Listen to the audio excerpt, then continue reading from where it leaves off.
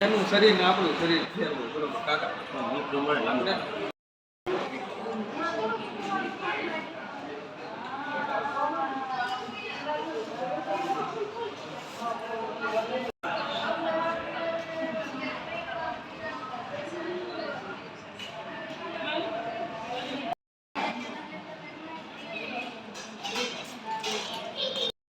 વાડી તો મને વાગામાં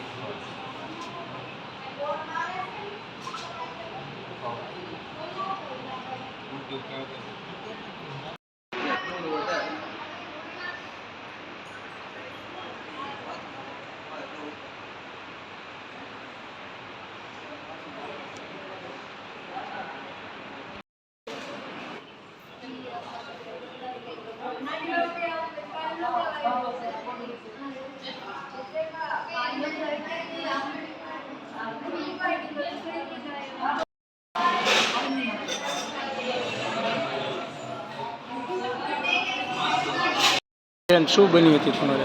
અમારા ઘરે મારા કાકાને મારા 5 શખ્સ આવ્યા હતા. એને ગાડી બહાર નીકળ્યા તો બચાવવાની કોશિશ કરી તો એમાં એણે મને બથ ભરી લીધી અને ઘા કરીને ઝાપટ મારી દીધી. માધવભાઈ અને બીજા 2 અન્ય શખ્સ. બેન, તમારી સાથે શું બન્યું? મારા કાકાને 5-6 જણા મારવા આવ્યા હતા. છોડાવા ગઈ ત્યારે આપણે બથમાં કરીને માર્યા. કોણ કોણ વ્યક્તિ હતા ખબર છે તમને?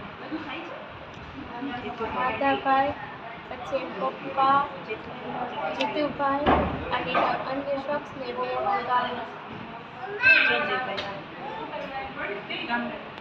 બેન, તમારી સાથે શું બન્યું? 5 જણા આવ્યા અચાનક મારવા અને કાકાના ઉપર હુમલો કરવા માંડ્યા. કોણ હતા? 5 એમાં માધવજી હતો અને એક જીતુભાઈ ને એક જગાભાઈ હતા ને એ બધા એવા મારવા. તો અમે ખાલી સાઈડમાં ઊભા હતા તો એને બાવડું ખેંચીને અમને મારવા માંડ્યો. હમો છો ને કુવાડો લીધો ને અને કુવાડો લીધો અને એવું ગામો ને તો અમે કીધું રહેવા દો તો એ છે ને મારવાની બંધ જ નહોતા કરતા.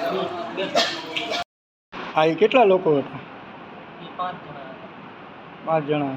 કોણ કોણ હતા નામ?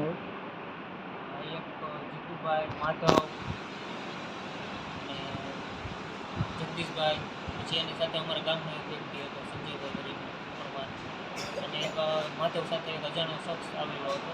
એ બધા અમારી સાથે મારકૂટ કરી, ટીકા પાટુનો માર માર્યો.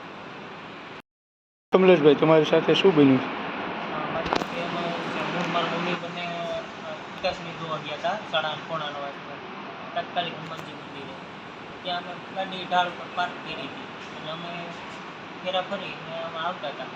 ત્યાં એવા અરસામાં જીતુભાઈ નર્સરીવાળા છે એને 4 વ્હીલ એની રિવર્સમાં લીધી અને મારી ગાડી આડે ફટકારી. તો મારી ગાડીનો આગલો પંખો તૂટી ગયો અને સામાન્ય બોલાચાલી થઈ ગઈ. મેં એની પાસે ખર્ચ માંગ્યો. સામાન્ય બોલાચાલી થઈ ગઈ. પછી ત્યાં કોઈ મારામારી થઈ નહોતી. પછી અમે ઘરે આવતા રહ્યા. સાંજ પડી ગઈ પછી અને પછી એ લોકો અમે ઘરે આવ્યા. જીતુભાઈ એનો છોકરો માધવ ને જગદીશભાઈ ને બધા અમારી ઘરે આવીને મારામારી કરવા લાગ્યા.